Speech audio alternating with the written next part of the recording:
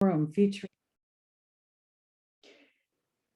Good evening and welcome to tonight's virtual general election forum featuring candidates for North Whidbey School Board positions and Oak Harbor City Council.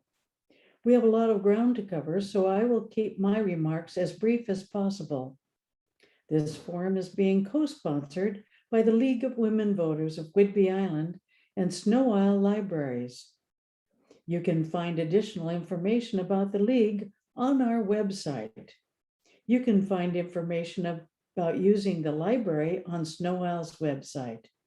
Our thanks to Snow Isle for aiding in the publicity of these events, including the production of the eye-catching posters. The League of Women Voters is a nonpartisan political organization that encourages informed and active participation in government. The League works to increase understanding of major public policy issues and influences public policy through education and advocacy. We endeavor to make democracy work by offering events like this, by registering voters, and much more. If you are interested in our work, join us.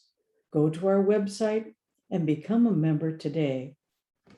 The library's mission is to provide resources to the community for lifelong learning. Our partnership enables us to pool our resources to provide neutral and unbiased information to the public. Snow Isle would like you to know they provide no contact pickup of physical materials at your local library and a wide variety of online resources, including programs and downloadable print and audiobooks. Visit their website to learn more about all their services and current COVID-19 protocols. My name is Deborah Wright. I'm a member of the League of Women Voters, and I will be your moderator this evening. My fellow panelists, in addition to the candidates, is Joanne Rooms, timekeeper, and our local League president, Carol Pulliam, is our Zoom platform manager. Candidates will be introduced in the order they will appear on the voter's ballot. Tonight's forum will consist of two segments. First, we'll feature the candidates for the City of Oak Harbor Council, positions 4, 5, 6, and 7, and the second segment will feature candidates for North Whidbey School Board, positions 4 and 5. The format for this evening will be a standard question and answer. The questions have been selected in advance by our forum committee from those submitted by League members and the public. None of the questions have been disclosed to the candidates prior to the opening of this forum. The moderator will pose all questions. Each candidate will have an opportunity to answer all questions. The order of the candidates in respect to questions has been determined in advance by the League organizers to ensure a random and fair sequence. First, the first responder to a question will have 90 seconds to answer. The remaining candidates will have 60 seconds to answer. The timekeeper will signal when 15 seconds remain by showing a yellow card and the red card when time is up. Candidates will not pose questions of each other or engage in personal attacks of other candidates during their responses. Each candidate will have 2 minutes for a closing statement. For further information about candidates and to see their responses to a different set of questions, visit the League of Women Voters Washington website at www.votefor11.org. This forum is being recorded by the League. A link for viewing it will be posted on our website. No further recording is permitted. The League adheres strictly to the requirements of the Federal Communication Commission regarding the use of recordings. Any use of the recording requires approval by the League of Women Voters of Whidbey Island, and then with a caveat that must be broadcast in its entirety. No candidate is allowed to edit or use the footage for campaign purposes. So now we would start with the first of candidates. The North Whidbey Pool, Park, and Recreation District, NWPPRD, was formed by a vote of our residents on November the 21st of 1977. The NWPPRD is a special district, which is a commission formed of local government. Our commissioners are voted into office by our residents, and they enact district rules and policies. They approve budgets, oversee spending, and hire and supervise the district director. They serve 4-year terms. You can see the commissioner candidates, none of whom could participate this evening.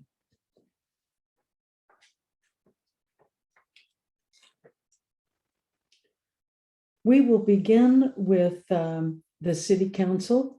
The City Council of Oak Harbor is a mayor-council form of government.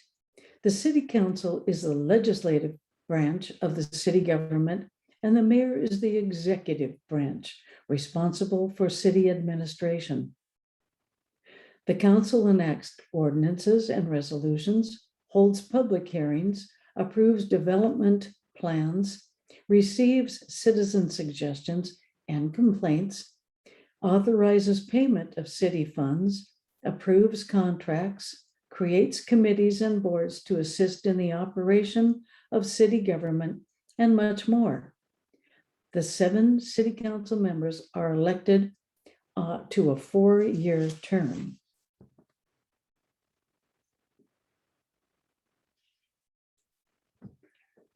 We will begin with questions for the candidates for the Oak Harbor City Council positions 4, 5, 6, and 7. When they have concluded with their closing statements, we will transition to the candidates for the North Whidbey schools. Our candidates tonight are Dan Evans, Stephanie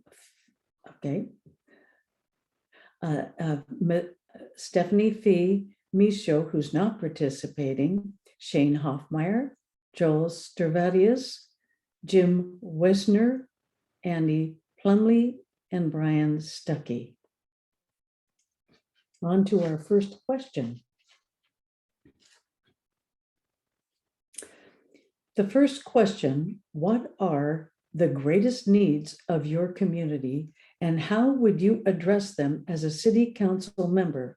This first question goes to Dan Evans, and you have 90 seconds to respond.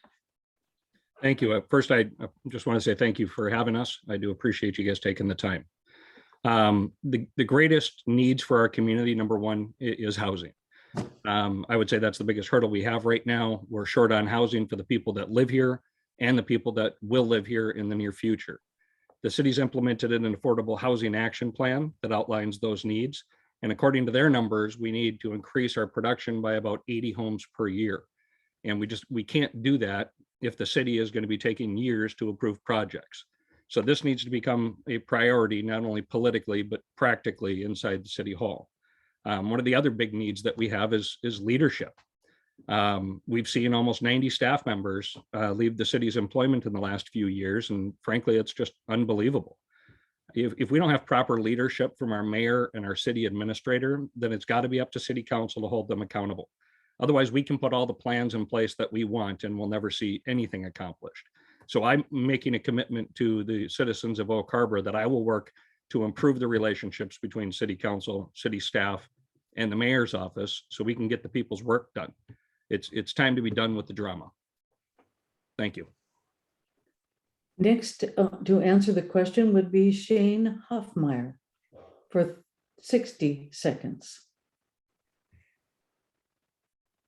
Oak Harbor is going through an affordability crisis. Families and individuals are struggling. City utility rates, property taxes, rent, and the overall cost of living is increasing. Many residents I have had the opportunity to speak with have expressed their concern that this trend may make it impossible for them to stay in Oak Harbor. Local government officials' accountability is unfortunately fleeting. All too often, decision-making at the city level is done for the benefit of the few, catering to a limited population rather than aiming to represent a community at large, is the antithesis of accountability. Our local government and its officials should prioritize the needs of the community rather than getting sidetracked on vanity projects. My approach to every decision has and will continue to be based on how it affects the average citizen and how affordable it will be to its residents. The ever-increasing city utility bill isn't sustainable and is a crisis that must be confronted head-on. Using Time. rate feasibility studies. Time's up. Sorry. The next to answer the question would be Joel Servadius.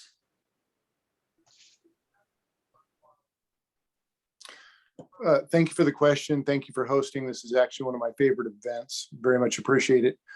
Really, to me, there's two priorities when I'm out, and I've done a lot of doorbelling. The thing that I hear the most is public safety. Obviously, we've had, as many communities, a significant influx of unhoused folks, and that's not a crime in any way. But some of the activity that comes with that has become problematic in the city. And so I hear that truly probably is the number one concern. For me, I would probably say, though, it would be housing, like some of my peers have stated before. When you look at the cost of housing, I mentioned this last night in the Chambers forum, a family that just a few years ago, if they could afford a $300,000 home, just because of the change in interest rates, they can now afford just over a $400,000 home. So that, coupled with minimal inventory, has made the cost of housing unprecedented right now. And it's a very complex problem. I'm happy to work on that. The mayor has asked me to work on that. And so I would see those are probably the two top priorities that I see right now. Thank you. Is Jim Wasner available yet? Has he He appeared? texted me, he's not able to make it. Oh, I'm sorry. Okay. Then Andy Plumley, it's you're up for 60 seconds. Thank you. Thank you for having me this evening. So I think the number one priority is our first responders. My understanding is we've been able to hire one full-time firefighter in the last 14 years. We've grown tremendously. That's not enough. We need to provide our first responders with the people that can do that job and keep this community safe. Stretching them thin is a dangerous precedent to set. Closely aligned to that would be our skill sets, and we have to go off island for a lot of things, whether that's specialty medical or that's some forms of construction. We have people here in the community that want to do those things. We have a community college where those trainings can be done. We have businesses that can give them on-the-job training. We need to do more to keep those skills in the community and circulating from within the community. Thank you. Brian Stuckey.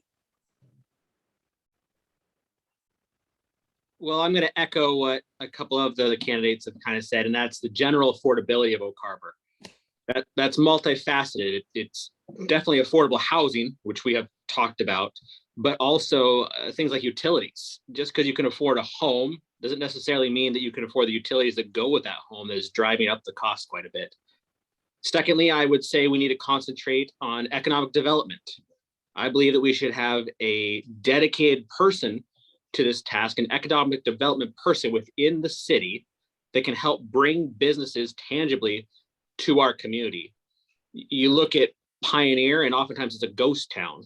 I've seen on Facebook people refer to Oak Harbor as the town that you drive through to get to Coopville and Langley because they have amenities for tourism and things of that nature. And I believe by having an economic development person to tangibly entice those businesses to come, we can help move our city forward. Okay, thank you. We have question number 2. Homelessness continues to increase. What are some of the steps your municipality can take to address the crisis faced by unhoused people? Shane, could you take this first?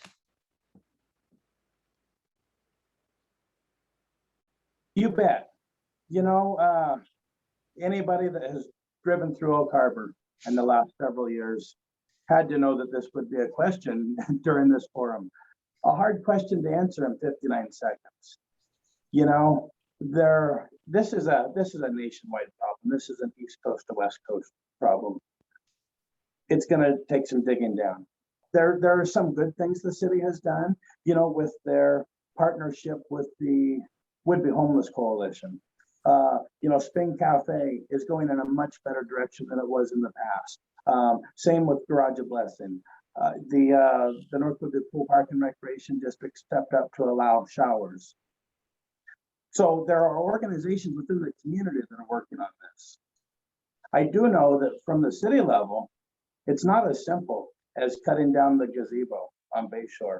It's not as simple as bulldozing the showers that were at City Beach. It's not as simple as getting rid of the RV park. You've pushed it to where people now are aware of the problem. So I guess that's a good thing. To say what we're doing isn't working, that's easy to be critical.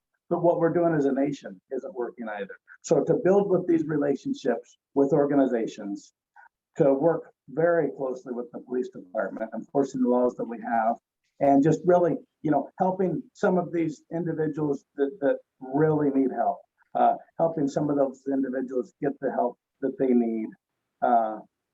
It is another issue that must be met head on. Dan Evans, the question goes to you. You know, as Shane mentioned, there are numerous organizations in our community that are trying to help with this homelessness crisis. And, you know, we've been dealing with this for years. And I still believe that the biggest thing we can do to help with this is, you know, every organization that we have out there trying to help are all trying to help everyone do everything. If we could get all of those organizations together and get them to start specializing in certain areas, because there's a path that we have to take these people through to get them the help if they want it, number one. And if we could get those organizations to specialize with a path to success, I think that that's something City Council could be a part of to bring those people together and get that plan in place. Okay, next, Brian Stuckey. So when we're talking about the homeless, I kind of see them in three categories personally. One, you have folks that have lost their housing of no fault of their own. Maybe the breadwinner passed away. I see that all the time as a funeral director. For those individuals, there are a ton of resources out there, and we just need to connect them with them. The next category are people who maybe had some bad choices, maybe some minor mental illness, but they want to get better. And for those individuals, we have the new Crisis Stabilization Center that takes those who want to get on a better path, puts them to success, and gives them resources afterwards. The last category are those with drug and alcohol problems, the visible homeless. When a lot of people say homeless, that's what they may be referring to. That's a hard problem to solve. For those that are committing crimes, we do need to take them off the streets. And I think we need to have a hired dedicated person through our police department to connect and have conversations with those individuals. How can we help them if we don't ask them how we can help? Next would be Joel Servadius.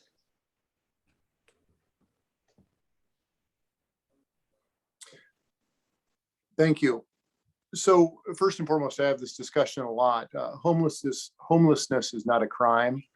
Some of the activity that can occur in the encampments or with that can be illegal activity, and that's what we really want to keep in check. So the city, I'm answering the question, you say, what can your municipality do? The city, we've traditionally given $9,000 approximately to the Whidbey Homeless Coalition.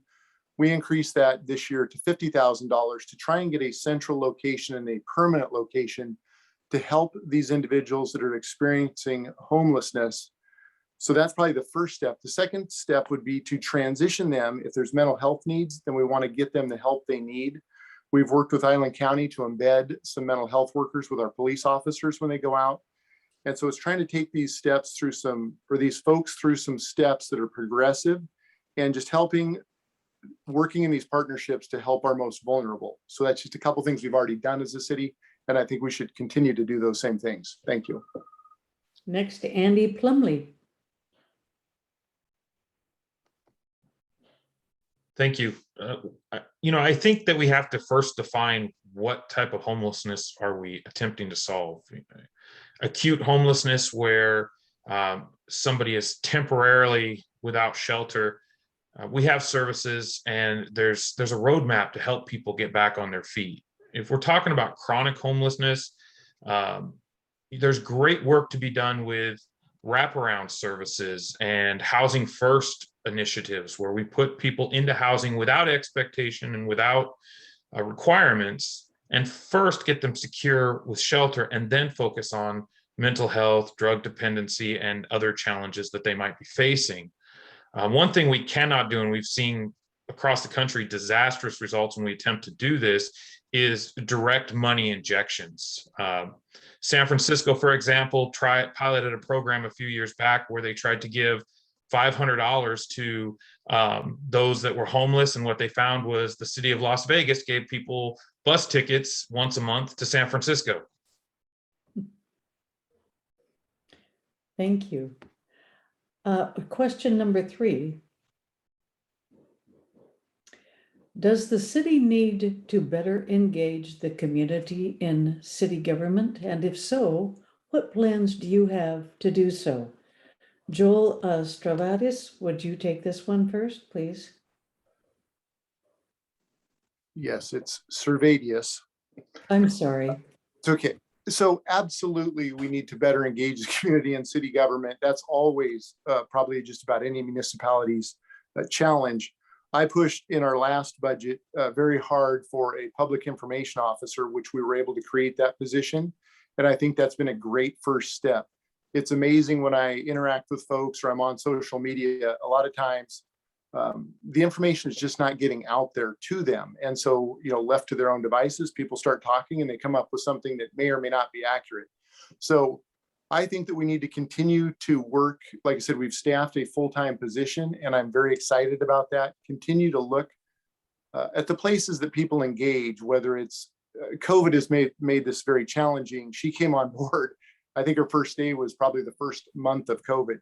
But in traditional spaces where we can get out in the community and interact with them, but also social media. Social media has become such a large presence in everyone's day-to-day lives. So she does a very good job of interacting on social media and trying to handle those channels. But I think it's something that we can't take for granted. We always have to be working to get the information out and to better engage our constituents, listen to what they have to say, and then our job as city council members is to make policy that affects their lives. And so that's a two-way street. And I think it's something that we can always continue to work on. Thank you. Next, Shane Hoffmeyer.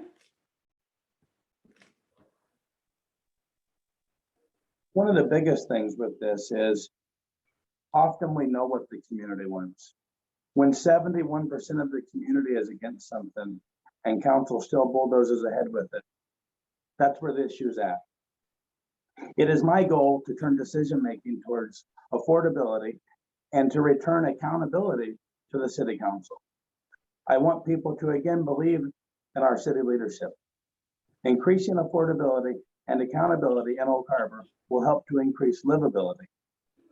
If I can ease the concerns of how sustainable living in Oak Harbor is for even one family, it will be worth everything. Finally, I want the citizens of Oak Harbor to feel heard and represented. One of my greatest wishes is that everyone would become involved in the political process. When you have citizens that become involved in the political process, and there's such a strong referendum, 71% against the sculpture, for instance, and council disregards that, it breeds distrust. Time. Andy Plumley. Thank you. Yes. The answer to that question is yes. Definitely need to better engage the community. I believe that we need to expand the definition of community. I think there is a segment of the population that is very well engaged with city government. In a community our size, it should not be a major challenge or hurdle for those that are not business owners, not property owners, not part of business interest groups to have the same access to their government as those that are part of those groups. There is absolutely no reason that while patronizing a restaurant or a barber shop or a grocery store, that these conversations can't happen right there on the spur of the moment. So we need to get better at this engagement, and it needs to be more natural and organic. Thank you. Brian Stuckey. So yeah, so those elected to city council are essentially the voice of the people. That's how things get done. So I think it's all about building relationships. City council members, just to put your phone number on a city council website and say, call me if you need me, or, oh, you can show up to a meeting and have your 2 minutes. That's not a good way to build relationships ahead of time. City council members need to be involved in their community and service clubs and organization, patronize restaurants, go to community events. I look at the last Memorial Day. I don't remember seeing any members of city council there. So city council members specifically need to be out in the community, networking, talking, and be available however the community wants to reach them. Be that social media, phone, stop into an office, a chat. This is a small town city government, and our city officials need to be easily accessible and involved and seek to cause relationships, not just wait for a phone call to come to them. Dan Evans. Thank you. Yes, absolutely. We need to engage the community and city government. You know, one of the things that I'm very proud of myself and my history is in all my years of being a professional business owner is my responsiveness to inquiries. If I receive a phone call or an email, you can pretty much count on getting a response that day. Unless it's late in the day, I'll hit you right away in the morning. But, you know, last year I ran for county commissioner, and one of the commitments I made to my community was that I would make myself available publicly at Whidbey Coffee weekly for an hour at a specific time. I will make that same commitment as city councilman that I will be available at Whidbey Coffee, and I will put that schedule out of when I'll be available. But that's what I'm hoping for, is we need to hear from the people or we're not able to do our jobs. That is the simple, most important reason that I'm running, is because I don't believe that our local government is listening to the people of our community. Okay. Question number 4. Worker shortages are a current problem for many businesses. One of the root causes of this problem is a lack of affordable housing. What measures can the city of Oak Harbor take to increase housing for low and moderate income workers? And Andy Plumley, would you like to start this one, please? Yes, thank you. We know that anything we're going to do with housing is years in the future. So this is an immediate need. I think looking just at affordable housing is a bit short-sighted in solving this problem. We need to be more creative. With that $6 million that the city received, we could do things such as a mileage stipend for people that have to travel.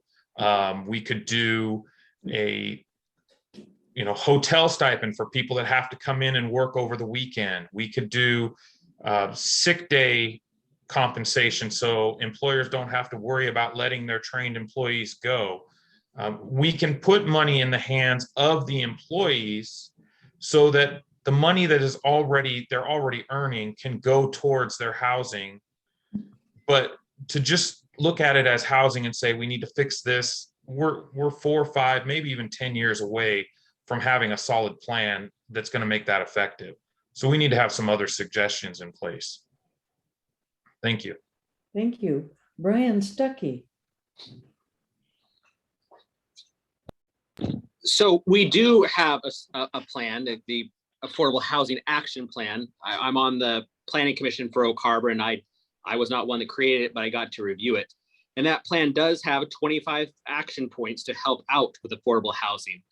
Things like reduced impact fees for those looking to develop affordable housing, changing some zoning so there's smaller lot size requirements. So we keep saying we need a plan. There is a plan, but it needs to be implemented immediately and without delay. We also need to inform the citizens about it, because they may feel like we're not doing anything as a city. I also believe that we need to work closer with Habitat for Humanity.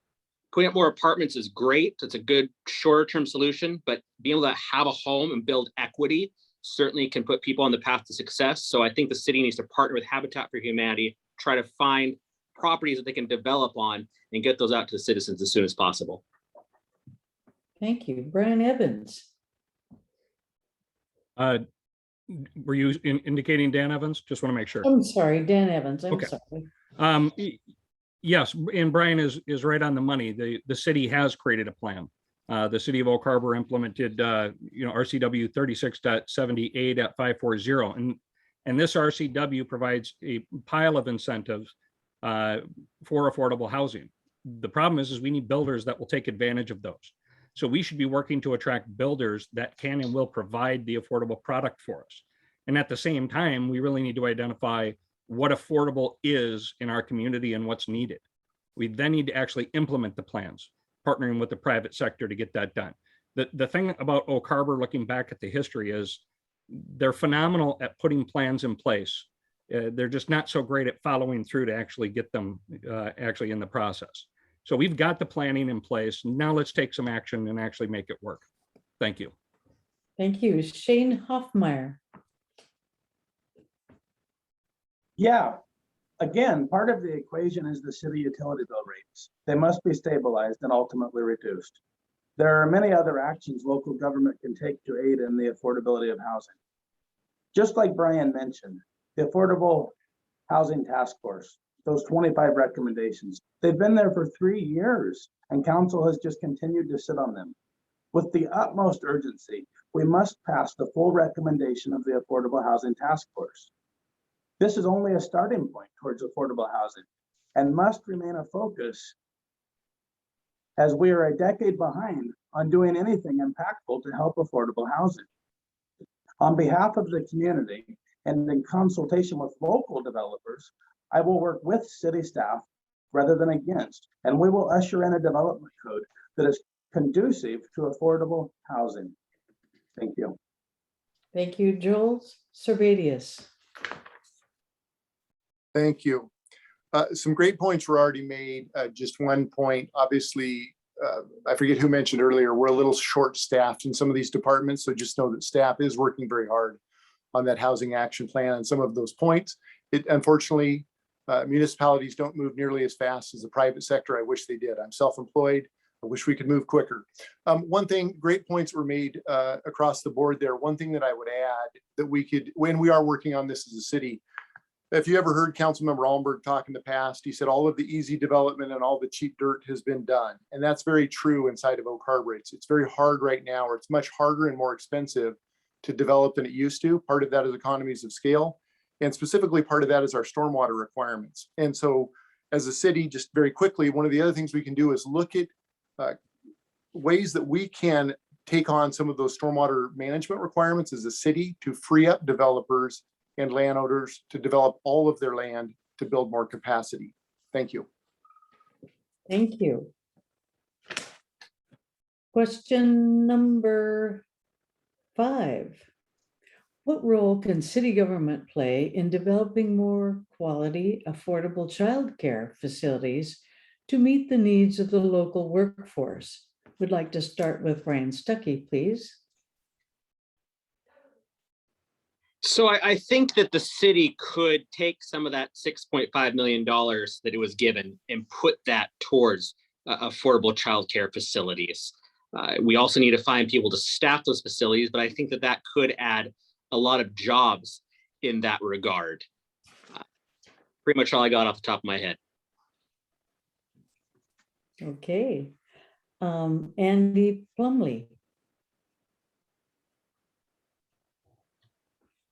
I guess my first question is, what's more affordable than the parents themselves? So maybe it's not a question of developing more facilities, but creating jobs and creating situations where parents are able to keep a parent in the home to stay with their children. I think that we could look at things when we talk about skills gaps like job share agreements. We certainly could look at direct stipends to parents so that they could work less hours and spend time with their children. We could look at collaborative agreements where parents, one job between 2 or 3 parents, but they take turns staying home and receive their full wage for that week. So that I think childcare is one of those tricky things where we've turned it into an industry and it was never meant to be that. And now it costs more to leave your child at a daycare than many parents make. So we need to scale that back and change it back to the way it was always designed to be and give parents the opportunities to raise their children. Fine. Thank you. Shane Hoffmeyer.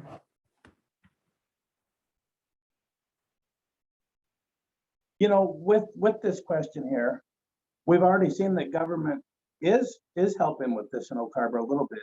If you look at the federal funds that were made available to move the Head Start into the old Premier Title building, I believe it was, that facility will now be able to have more kids in it. So you can kind of see the template of how this works. Another area where local government could really help is reducing that burdensome role that government can play sometimes by, whether it be reducing permitting cost. Maybe there's something we can put in there to where a daycare pays a lower utility bill. There are many things we could do there. The incentives that were mentioned is another thing, and affordability and housing. If houses were to cost half as much, there's more money for childcare. Dan Evans. Thank you. I think this comes down to, the conversation about any business that we feel that we need to make our community prosper. We need to put together a plan to attract those types of businesses to come into our community. I just had a conversation yesterday with a young couple that's their biggest challenge in Oak Harbor is the affordable childcare. It was not necessarily facilities. They're more than happy to participate with families, which are also trying to take advantage of that need in creating an at-home environment for those opportunities. But it really comes down to, if that's something that's important to our community, which I believe it is, then we should put some things in place to try to attract them to open up that business and take the risk. Thank you. Joel Servadius. Thank you. Obviously, affordable, safe childcare is very important to any working family. We had 3 kids, both of us worked. We went through those same struggles trying to find affordable and safe childcare. I get asked a lot of questions on the street. One of them that I always love is, what can we do about the school district as a city? And obviously, that's not our area. We focus predominantly on fire, police, public safety, road, sewer, water. And so when I think about this, and entering how much can the city do in the private sector, I'm not exactly sure. I know that Island County, my wife is on the CHAB there, the Community Health Advisory Board, and they're working on this. I know that there's also programs at the federal level. For the city, though, except for possibly some zoning, I don't know how far we want to delve into a private industry in this arena. Thank you. Thank you. We will go on now to question number 6. We are already experiencing the effects of climate change, including smoke from wildfires, droughts, and record-breaking heat waves. Sea levels are projected to rise, endangering our shorelines. What role can local government play in combating these effects? And we'd start with Brian Stuckey, please. Yeah, so those are some major issues, and I think that we can take small steps to doing our part to help out. Our city, we need economic revitalization and we need to grow, but we need to be smart as we do that. Environmental regulations should not be overly burdensome and hinder growth, but there's small things that we could do. Off the top of my head, solar panels on buildings, having a fleet of electric vehicles as we go to buy new ones. Let's make sure that those are environmentally friendly. I'm not opposed to looking at things from an environmental perspective, but take a look at our treatment plant. That's as environmentally friendly as they come. And we're kind of feeling the pinch on how much that cost us. So We do need to make some regulations. City council, we are the policy people. We need to make sure that when we have new developments, that we concentrate on those things and that we put policies in there to make sure that things coming in are environmentally friendly and sound. Thank you. Dan Evans, please. Thank you. Well, the federal government and the state government have already put in many different credits and benefits to improving your life in a way that's going to help improve climate change and these other issues. I think the city council can continue to work with the county and state and federal government to implement policies that will help further our community in protecting what we have. I mean, we live in probably the most beautiful place I've ever lived, and we should definitely be taking care of our home. But we should also be taking advantage of all these multiple programs that are completely available to us, such as the energy credits and product discounts provided by Puget Sound Energy. There are many businesses and homes in this town that have not taken advantage of their programs, where they'll come in and replace all of your lights in your home with LEDs, which is a great step in the right direction. So I think it really comes down to an education issue as well, which would go back to the involvement of our community and local government and utilizing that public information officer and getting that message out. So I believe if we work together as a community, I think we can do anything. Thank you. And Shane Hoffmeyer's next. Yeah, any information we can get out there, whether it be via signage, whether it be through the city's public information officer, there are a lot of ways that we can encourage people to help with this. At the city level, sustainable infrastructure, pervious pavement, something as simple as a grass line ditch can honestly make a big difference. No idle zones in certain part of town, where people are unloaded, etc. Down on Pioneer, the 6 blocks of Pioneer, when it was redone, the water fountains were put in to where you can fill up your own water bottle. It's little stuff like that ultimately that adds up to a lot. Solar panels, passive solar. There are so many things there, and as Dan mentioned, just sometimes letting the smaller builders know what tax credits, et cetera, are available for those paths. Thank you. Joel Servadius.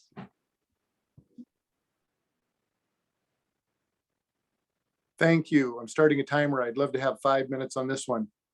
So, I was very excited when I first came on council. We got a grant and we used a company called Amoresco that replaced all of the city's street lights and all of the city's lights through all of our buildings with LED lights. And I've never been so excited about something so boring as lighting. And that was really something that helped kick off for me an interest in technology and also green building, sustainable building. As a city, we can lead the way in this area. As I think Mr. Evans said, we sit on the edge of the Salish Sea here, and we live in an incredibly beautiful place. So we kicked it off with all of the LED lighting. Our treatment plant, there's a lot of misinformation out there, but we have got a state-of-the-art facility. The nitrogen levels that we are discharging are so far ahead of where they need to be that other facilities will be receiving assessments or fines because they're behind. So lots that we can be doing in this area, and I think as a city, we can continue to lead. Thank you. Thank you. Andy Plumley. Yes, thank you. This is something that is near to me because it's something that I've studied, spent 3 years in school looking at sustainability, and I realized that this is a trade-off. We can talk about electric vehicles, but we have to address how are we going to do away with our gas-powered vehicles and properly dispose of them. We can talk about windmills and solar panels, but how do we properly recycle them when they're end of life? So there's a lot of great organizations working towards these, coming up with innovative ideas. And as a city council, we could join them and learn from them, whether that's the Coalition of Urban Innovation or that's the League of Sustainable Cities. There's numerous ones out there that we could seek out, work with, and create partnerships to share best practices. This mandate that just went in recently about bags, many people believe that's a regressive tax on lower income people. And Time's up. so, thank you. Thank you. We'll go on to question number 7. What role should city government play in responding to the state mandated COVID-19 safety protocols that not all citizens support? Dan Evans, please. Well, coronavirus is a very complicated issue. I think the best thing city council can do is to help the businesses and citizens in our community is make sure that they're operating in the best way they possibly can and providing solid leadership, which we didn't hear much from our leadership at the city throughout most of the pandemic. The biggest thing about communicating with our people is to be able to provide them with valid information that they can substantiate. When you have boxes of masks come out that say that it does not protect against COVID-19, that makes it very challenging to force that upon them. So I think that we need to provide as much information as possible that they can go check. And, I think that we also need to support people in the decisions that they make. Thank you. Joel Stravadius. Servadius. So no T in there. It's okay though. This is a tough one, and I've used the words before, and I'll continue to use them. Building community. To me, this is a long-term development here. It's hard to just jump in. Obviously, we can enforce it with police, right, and do that. But it's really encouraging a culture of community where you're looking out for one another, and that's just expected. It doesn't get political. It doesn't get divisive. It's just the expected thing to do. I referenced growing up on a farm. Everyone knew their neighbor. If someone needed help with something, you picked up the phone. It was a party line at that time, for those of you that know what that was. And you just asked for help, and everyone kind of worked together. And so, I know that this got politicized, unfortunately, but I think long-term, if the city government continues to lead by example and builds that sense of community, that's, hopefully we never experience another pandemic, but if we do, that would probably go a long ways towards helping. Thank you. Thank you. Shane Hoffmeyer. Really, this is a case to where talking about affordability, for instance, the city of Oak Harbor doesn't have as deep of pockets as the state of Washington or the federal government. It's not something that we could afford to challenge, et cetera. I mean, the law is the law simply when it comes to local government. Where the city can play a role is mitigating the impact that it has on businesses, such as was done with the CARES Act, with providing masks, providing signage to businesses, any of that type of thing. Information, that the city can put out. The city has a communications officer that does a wonderful job. A lot of small businesses don't have that. So there are ways that we can help there. And really, like my opponent said, leading by example and solving this together as a community is really, it's the only way we're going to ever get this behind us. Thank you. Thank you. Andy Plumley.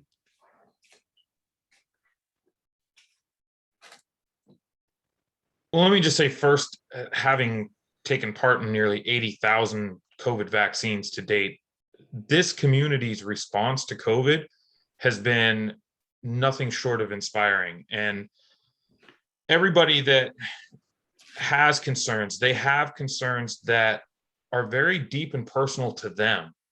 And so information has already been shared, or information has already been mentioned as something that we can do. But I also think we have a responsibility to send that information back up and help the state government understand what those effects are on the community and what the community's recommendations are, because many people do have very sound and reasonable and well rationalized approaches to some of these challenges.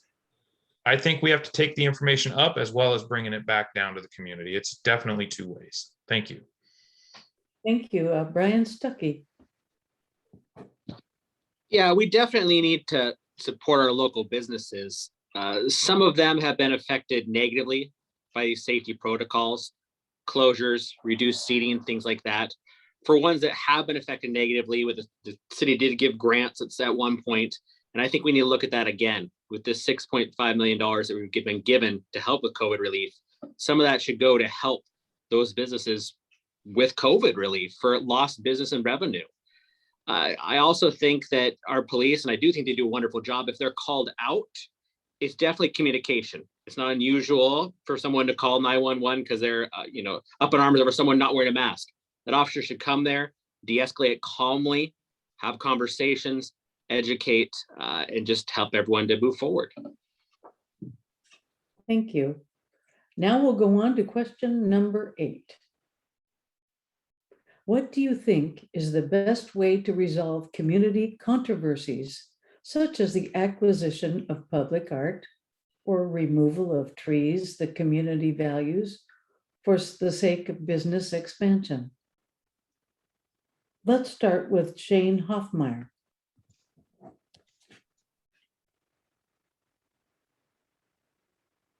Listen to the community, listen to the people, represent the people, vote accordingly.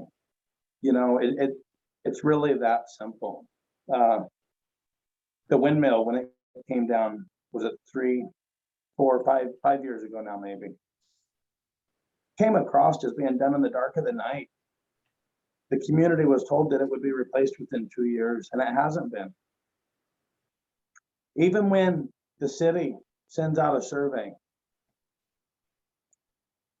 I think 800 members of the community filled out that survey.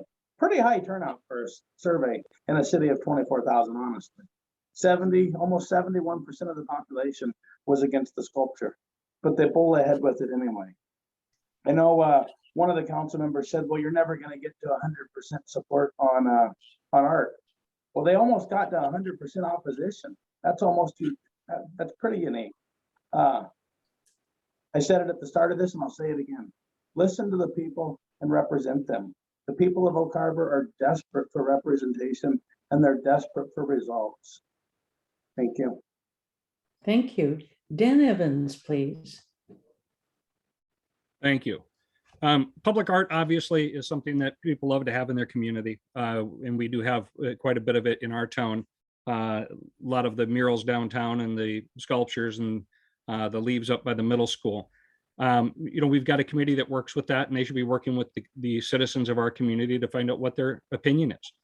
And that comes back to one of the first questions of getting people involved with what's going on.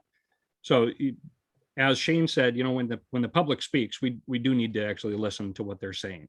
In regards to removal of trees that the community values for the sake of business operation or expansion, that's a tough one, because the people own the property that they have, and they have the right to use that property. We do need to be smart about how we do have business expansion, and we need to have clever ways to get the trees replanted if they are going to be removed for business expansion. But my house, I'm sure that trees were removed for my house to be built, and for everyone else's as well. It's one of those things that we don't have to be fully happy about happening, but it is a reality, and we need to be smart about restoring those trees. Thank you. Joel Servadius. Thank you. So I like to answer the questions as I read them, and I'm trying to decide if this is, are we acquiring art and removing trees for the sake of business expansion? Art is subjective. Obviously, I know there's a survey that keeps getting cited on Facebook. The way that Zen City looked at that information, if 2 people commented back and forth 20 times, it was counted as 20 responses. Well, it was only 2 people. So there was a lot of information that was received with regards to the any public art. The main area we can improve is just communication. Whidbey News Times, love our local paper, but they kept putting pictures of the sculpture, if that's what we're talking about, specifically out in the middle of the park, and it was never there. It was over towards the side, and it's since been moved completely over to the far side of the park. So it's not going to interfere with kite flyers or some of those other concerns. That just wasn't a good job back and forth of communication. Removal of trees, I'm not sure what we're looking at there. As Mr. Evans said, if it's on private property and our ordinances allow it, we do have obviously an open. Thank you. Thank you. Andy Palmley.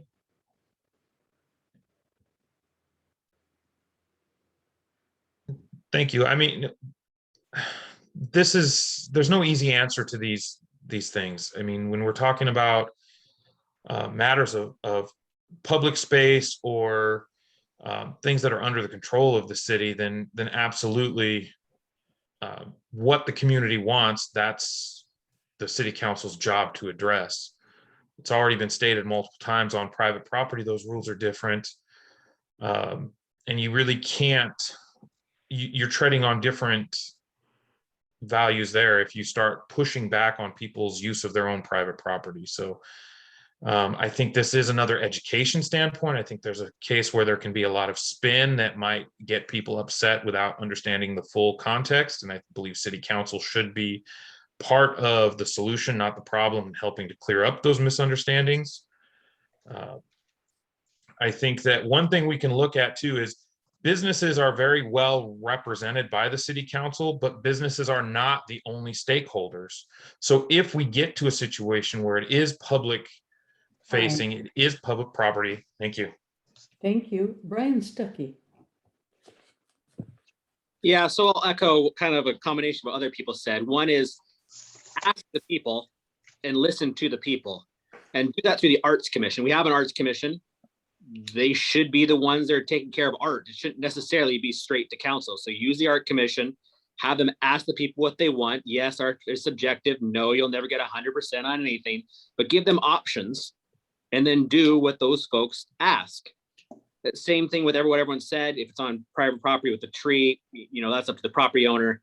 If it was on public property or city property, if a tree was removed or something, it shouldn't be done the dead of night, and it should be explained why it did it. Don't just do it, get ahead of it, explain why it's going to happen. And then once it's done, again, reiterate why it happened to help people understand. Thank you. Now it's time for our closing statements. Each person will have 2 minutes for the closing statements, and we'll just start with Dan Evans. Thank you. Well, I'm Dan Evans. I'm a single dad of 4 amazing daughters, and they seemed so young when we moved here almost 7 years ago. Now 3/4 of them have grown into, well, thankfully, productive adults here in our community. I do still have one at Oak Harbor High School, but my fear is that the track that we are on, my kids will not be able to afford to live here or won't want to live here due to a lack of job opportunity and things to do. It's extremely important to me and a lot of the people that I've spoken to that we build a community of opportunity to allow our children to have a future here in Oak Harbor. This is going to require new jobs, housing, and childcare and entertainment opportunities. And I will work very hard to make this place a place where our children will want to live and call home. I believe the role of a city council member is to represent the citizens of our community. The only way this can be done is by having conversations with an open mind. I would like to thank the League of Women Voters for having me and for putting this on. And again, my name is Dan Evans, and I'm asking for your support and your vote this November. Thank you. Then to Shane Hoffmeyer. I do not doubt nor underestimate my opponent's intelligence. I do, however, doubt his commitment to representing the people of Oak Harbor. This evening, we have heard big words and big promises, just as we did 8 years ago, but results matter. And my opponent has failed to deliver on his promises. The people of Oak Harbor, unfortunately, have been left with the rather expensive baggage caused by both inaction and self-serving action. It is time the voters have a renewed voice after being ignored for an entire decade-long failed incumbency. My candidacy will bring both invaluable experience as an elected commissioner, but also commitment to revitalized accountability and affordability in government, commitment to ensuring that Oak Harbor citizens once again feel safe and secure in our beautiful city. I have proven my commitment time and time again, and I believe my record speaks for itself. I listen to the people's needs and I go to work. I will continue to do what is right by the people. And when I don't know what that is, I will not hesitate to ask for guidance. A vote for me means a vote for a better tomorrow, one in which Oak Harbor is more affordable, government officials more accountable, and in which citizens feel more secure in the livability of our city. I would like to thank everyone for joining us. Make sure to read those voter pamphlets and cast your ballots. You know, with regards to the voter pamphlet, my opponent had the opportunity to, in 400 words, describe what he's done for our city. He chose to plead the fifth. Let me give it a go, describing his incumbency with just 2 words. Time's up. Take your voice back, Oak Harbor. Vote Shane Hoffmeyer for City Council. Joel Servadius.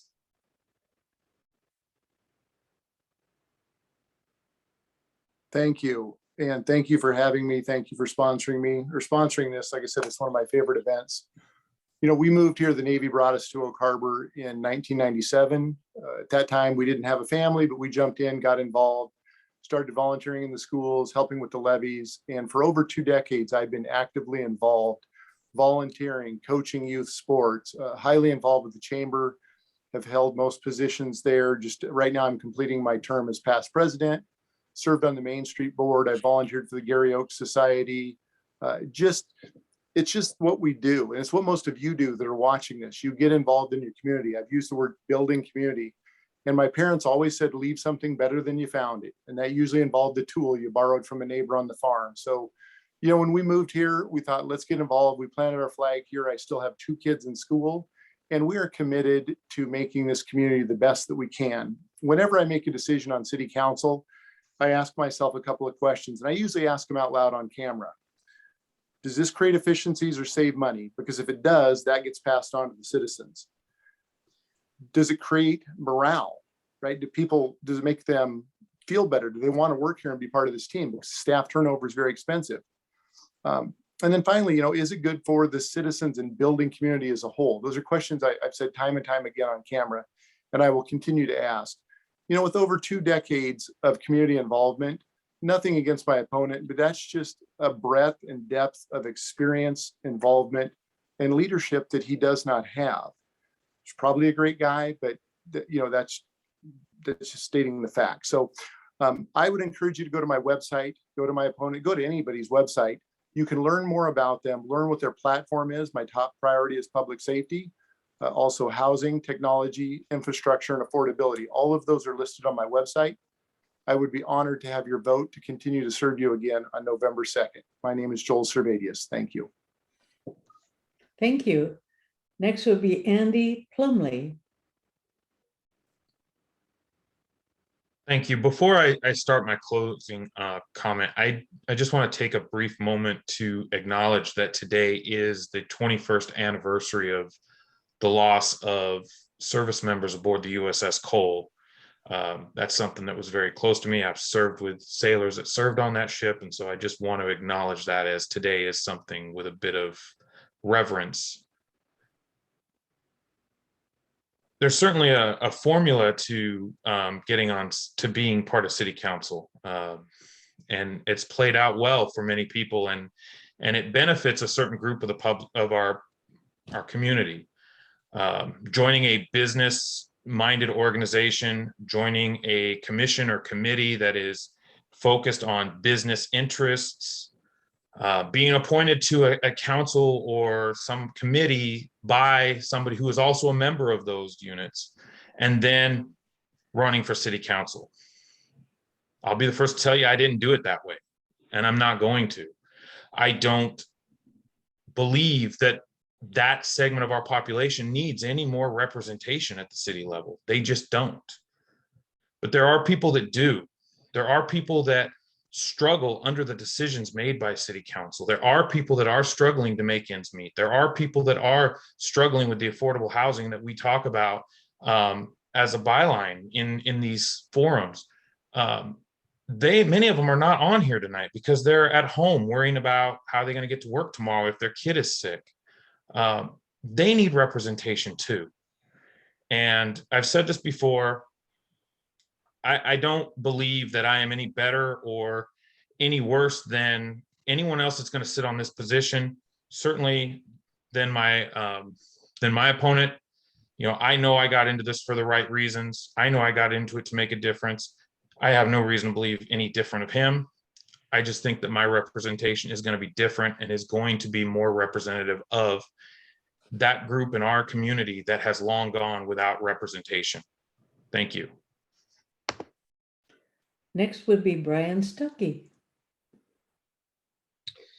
So like all candidates, I get asked, Brian, what's your platform? What's your platform? And on one hand, it's quite simple. It's listening to the people and truly finding out what they want. But on the other hand, that takes a lot of work. It takes a responsiveness. I mean, I can be reached over Facebook, email, my office, one-on-one meetings, going door-to-door at businesses. It takes a lot of work to seek out what people want and listen to them. It takes a lot of work to listen to both sides of an argument and not go in with a preconception. And I think that that's something that I'm up to the task. I'm involved and invested. I mean, you can find me at every city event. I encourage people to say hello to me at those places. I am involved with Rotary and Help House, and I am on the Oak Harbor Plan Commission, and I'm involved with many different organizations.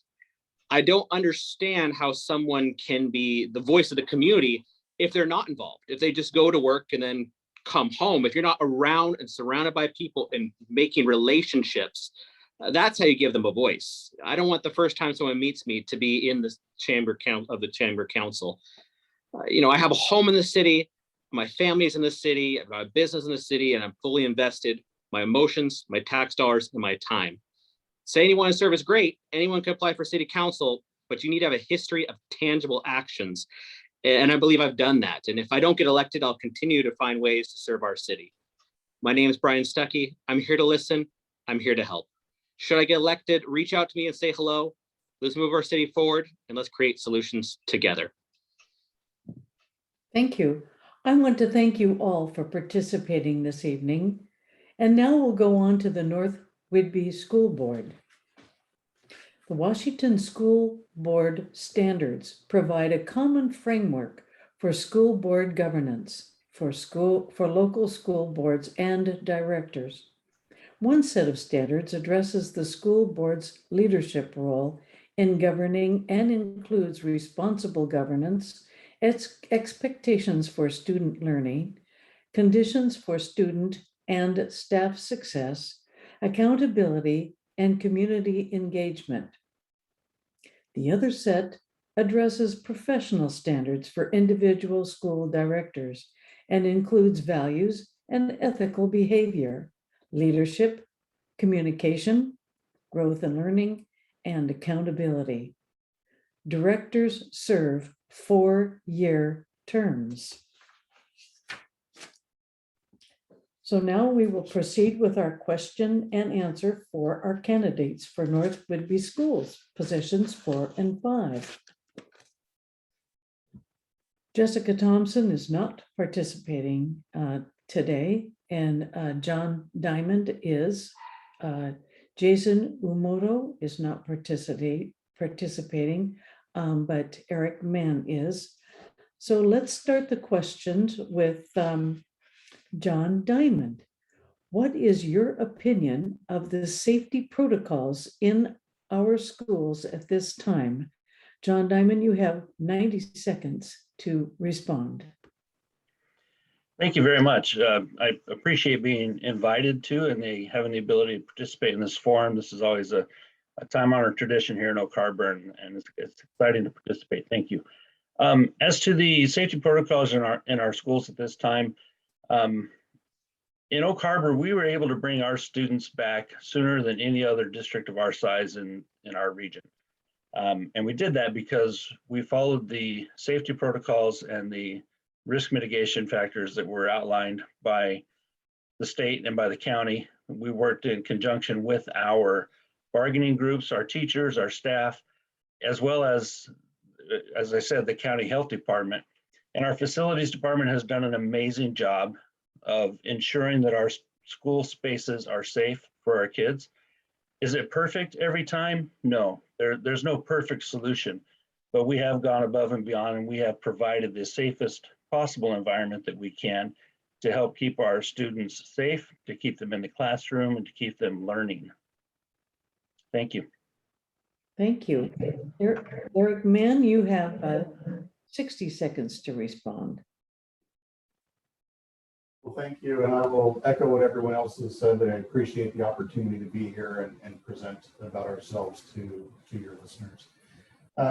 As far as the safety protocols for schools at this time relating to COVID-19, to kind of phrase where we are, we have had to double the number of students in our classrooms every day this year as compared to last year. We're also doing that at a time where the community transmission rate is double what it was in the previous school year. So we have taken one of the most effective ways to mitigate transmission, which is distancing from others, and we've had to cut that distance in half in order to get everybody back in school full time. So we have to utilize the rest of our mitigation measures like masking and vaccination to its fullest, so we can keep those doors open full time and keep as many kids in school as we can. Thank you. We'll take question number 2. The school district is about to embark on a search for a new permanent superintendent. What qualities will you be looking for in a new superintendent?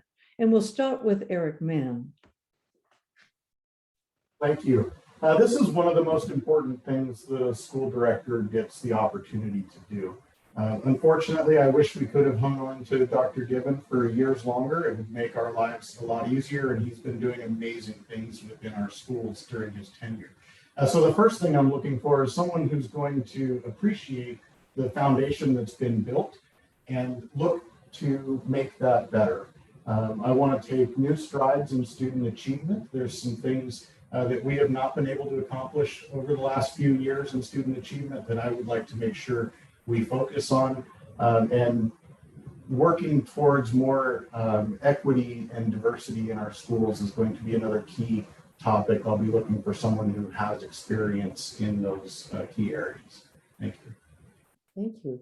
John Diamond. Thank you. This is a great question. As Director Mann pointed out, this is one of the most important things that school boards and school directors do. A couple of the main things that we do are budget and finance oversight and hire and fire superintendents. And we are in a unique position to hire a superintendent because the great superintendent that we had, Dr. Gibbon, has moved on to bigger and better things, and we're happy for him and his family. But what we're looking for in a superintendent, I'll echo some of the same things that Eric said. We're looking for someone who will continue the great work that we've done. We have started a lot of good equity work, and we need to continue that work. We started this process that we're coming up on a bond. We started that process early on with Dr. Gibbon, and we need someone who has that same experience for construction as well. So we're looking for continued success for our students. Thank you. Let's go on to question number 3. The school district is planning a bond proposal to replace and/or upgrade some Oak Harbor schools and considering 2 different approaches to the request. Which approach do you favor? And we'll start with John Diamond. Thank you. This is a great question. And this is information that we love having the opportunity to share with our community. At a board meeting just this week, last night, in fact, the board had a first reading of a bond resolution that we've narrowed it down to one option, and we're asking for that resolution to be refined a little bit. And we're asking for our voters for a total sum of money over the next 20 to 22 years of about $184 million. We're in an unprecedented position to take advantage of match dollars. Nearly 45% of the money that we need for construction will come from matching dollars. If our community will help us and fund the majority, that 184 million, another 140 or so million will come from other sources. For those schools that are on federal property, we're getting 80%. For the other schools that their time has come, we have state matching dollars available because of the age and condition of these schools. And we also have an opportunity for nearly 75% match on our transportation services. This is a great opportunity for our district to put our kids out of portables into more conducive learning environments, into classrooms where they can be successful, where our staff can have a suitable environment to be as productive as they can in teaching our students. Thank you. Thank you. Eric Mann. Thank you. I really appreciate this question. The school bond has been on my mind for many years. School construction has been a topic that actually was part of what spurred me onto the school board in the first place. I grew up in the Oak Harbor schools. I attended Olympic View Elementary from kindergarten through 5th grade, and I graduated from Oak Harbor High School. Both of my daughters attended the same elementary school that was over 20 years old when I attended it. My goal is to make sure that we do not have to see my grandchildren go through the same school that was aging when I went to it. We have, as John mentioned, decided to eliminate one of those options, and we are all focusing on option 4. And option 4, I think, is a really good choice for us because it allows us to rebuild 4 elementary schools and provide a state-of-the-art transportation center for about 57% of the total construction cost. Thank you. Thank you. Question number 4. What are your views regarding the state-mandated comprehensive sexual education curriculum? We'll start with Eric Mann. Thank you. This has obviously been a hot topic statewide ever since this was brought in by the legislature. I will say that when the bill was passed that created this comprehensive sex ed curriculum and made it a talking point in the state, it didn't really change much in Oak Harbor. We were already doing a lot of this work. The material has been readily available for parents to review from the beginning. This is not new stuff that we had to take on. There are many schools that may not have been teaching state adopted and approved curriculum for sex ed, and there were schools that weren't teaching anything. We happened to be in a good situation where we were already doing the right thing that was age appropriate and allowing parents the opportunity to opt their children out if they deemed that to be appropriate. Thank you. Thank you. And then to John Diamond, please. Thank you very much. This is kind of a hot topic right now, and I'm glad that it's here. Eric did cover it very, very well, and I don't have a whole lot to add to that. He's correct. Oak Harbor was already doing the bulk of this work, and as has always been the case, parents are always welcome to schedule an appointment, come in, review the curriculum. They're welcome to opt their student out. A lot of what we hear is that families should be teaching this information and not the schools. Well, that may be, but unfortunately, as we all know, not all of our students have a supportive family with the ability to teach all of the things that we want them to know to be productive citizens. So it is a thing, and it's something that we take seriously. We ensure that everything is age appropriate, and it's a good curriculum for our students to learn. Thank you. Thank you. Let's go to question number 5. It is desirable for communities, schools, and public meetings to be safe places for civil discourse.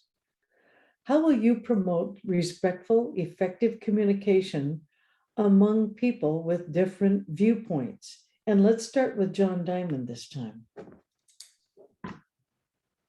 Thank you. This is a great question. How do we promote respectful, effective communication among people with differing viewpoints?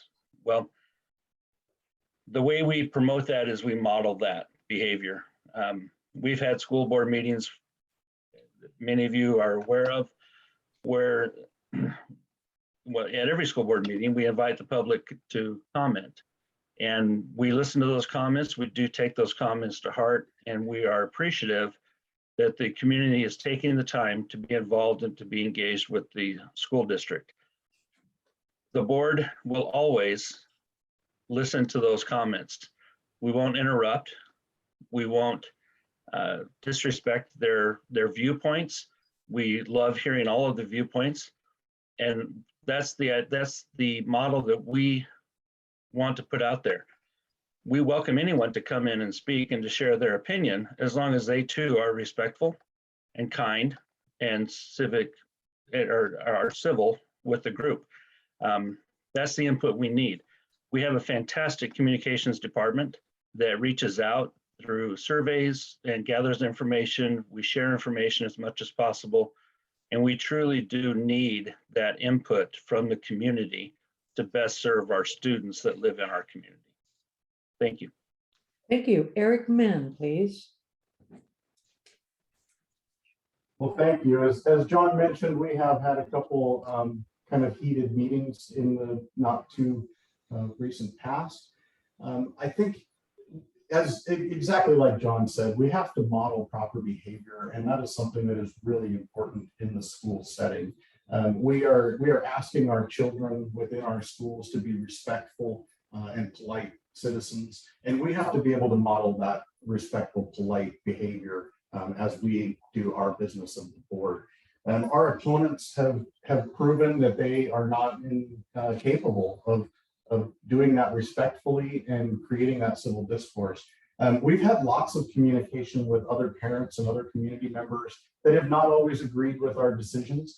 And we've had lots of good conversations and messages back and forth with lots of people that have influenced our decisions throughout the process over the last year and a half. Thank you. Now it's time for our closing statements. It's a 2-minute statement from each candidate, and let's start with John Diamond. Thank you very much. And again, thank you for hosting this. Again, it's a time-honored tradition here on Whidbey Island, and I appreciate the opportunity to participate and to be involved and to show the community why I'm here and what I enjoy doing.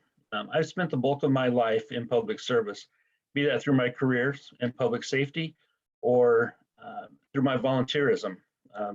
The last 4 years on the board has been a highlight in working with the other board members. They're fantastic people who truly do have the best intentions for our students and our staff in working together. I also volunteer with the Kiwanis group. I'm on that board with the Oak Harbor Youth Coalition. And I was earlier this year appointed to the county's Law and Justice Committee. So I treasure that time where I'm able to give back to my community. I spent many years working in government entities where I've learned and developed the ability to oversee budgets, understand how government budgets work and how those dollars and revenues can be spent and what they can't be spent on. I understand particularly how the school board works. There are many, many moving pieces. The school board and the oversight that the school board is required to provide is not about 1 or 2 hot topics at any given time.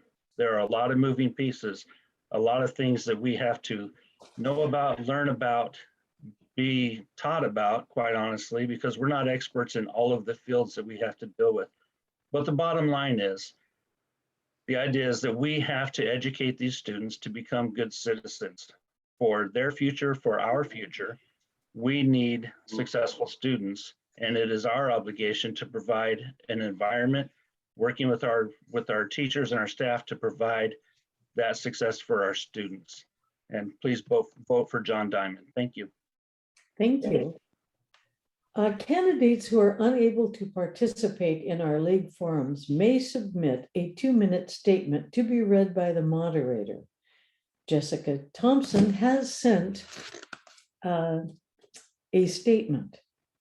Hello, my name is Jessica Thompson. I'm running for Oak Harbor School Board. I'm very concerned with the direction our schools are heading. Public education is drifting away from fundamental skills and knowledge to politicized indoctrination, as well as disregarding parents' voices. I oppose this. I will advocate and support for parents' rights.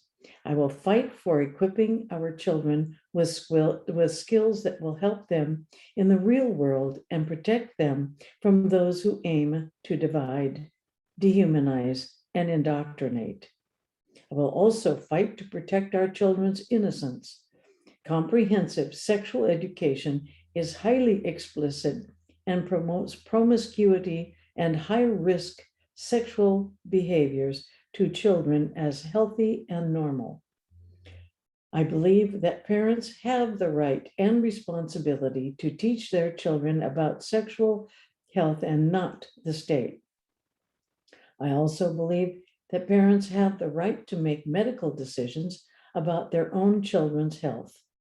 I will put parents' voices first and will fight to protect our children. I hope these values will align with yours, and I would appreciate your support in allowing me to represent your children. I want to thank each one of the candidates for participating tonight. Now it's time for our closing. This does conclude our questions for the evening. Thank you all for attending this event. I also want to thank the members of the committee for all their contributions to make this virtual events possible. Deborah, if I may, Yes. we missed Mr. Mann's closing statement. Oh, I'm so sorry. Mr. Mann, please. Thank you, Mrs. Wright. No problem there. I just want to take a quick opportunity to share a little bit about my background. As I mentioned earlier, I was born and raised in Oak Harbor and attended Oak Harbor schools throughout my childhood. More than 18 years of dedicated community service, and I am currently the Chief Operating Officer of Habitat for Humanity of Island County. So when I'm not doing school board work, I'm working on the other important topic of the day of affordable housing in our community. I've spent the last 4 years as a legislative representative to the school board. I earned the 2018 WASDA Advanced Leadership Certificate. I've been engaging in conferences and general assemblies with school board directors from around the nation all 4 years, and have attended NAFIS to advocate for federal impact aid. I've served on the Citizens for Better Schools and helped support the last 3 levies that were passed. I've been a 12-year board member of Oak Harbor Youth Sailing and developed and coached the high school program until this past year when I hired one of my first students on the team to replace me. I've spent 5 years on the Northwest Interscholastic Sailing Association board and ushered in 200% growth in high school sailing in the Northwest region of Oregon, Washington, and Idaho. I was an award recipient from the North Puget Sound Association of Realtors Community Service Award in 2018, and I served a year on the City of Oak Harbor Planning Commission prior to being elected to the school board. As you can see, I've dedicated my adulthood to serving this community. I don't intend to stop now. I think my record speaks for itself, and I hope to earn your vote. Thank you. Thank you. Thank you. And again, thank you for participating. And I would like to say a huge thank you to our league co-president and platform manager, Kara Pulliam, for making the virtual forums a success. One final note, our ballots should begin arriving in the mail after October the 15th. If you haven't received a ballot by October the 22nd at the latest, contact the auditor's office at 360-679-7366. If you choose to mail your ballot, remember that it must be postmarked on or before November the 2nd. There are also secure drop boxes located throughout the county where you can drop off your ballot. To find one located near you, go to elections@islandcountywa.gov. If you or someone you know has not yet registered to vote, you can register online until October the 25th, or in person at the auditor's office up to and by 8 p.m. on Election Day, November the 2nd, 2021. Good night and be well. All right, thank you.